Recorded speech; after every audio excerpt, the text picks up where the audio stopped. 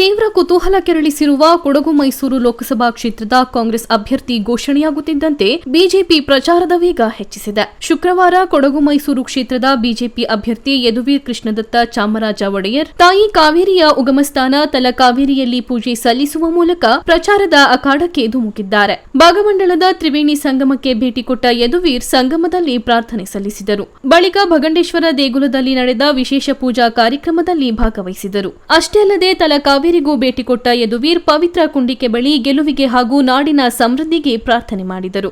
ಇದಾದ ಬಳಿಕ ಚೆರಂಬಾಣೆ, ಮೂರ್ನಾಡು, ಸಂಪಾಜೆ ಸೇರಿದಂತೆ ವಿವಿಧ ಕಡೆಗಳಿಗೆ ಭೇಟಿ ಕೊಟ್ಟು ಭರ್ಜರಿ ಮತಯಾಚನೆ ನಡೆಸಿದರು.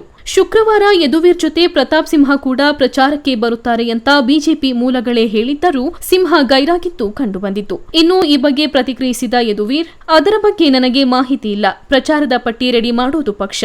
ಎಲ್ಲ ರೀತಿಯ ಸಹಕಾರ ಕೊಡುವುದಾಗಿ ಪ್ರತಾಪ್ ಸಿಂಹ ಹೇಳಿದ್ದಾರೆ. 10 ವರ್ಷದಲ್ಲಿ ಪ್ರತಾಪ್ ಸಿಂಹ ಒಳ್ಳೆಯ ಅಡಿಪಾಯ ಹಾಕಿ ಇಟ್ಟಿದ್ದಾರೆ ಎಂದು ತಿಳಿಸಿದರು. ಈ ವೇಳೆ ಪಕ್ಷದ ಮುಖಂಡರು ಉಪಸ್ಥಿತರಿದ್ದರು.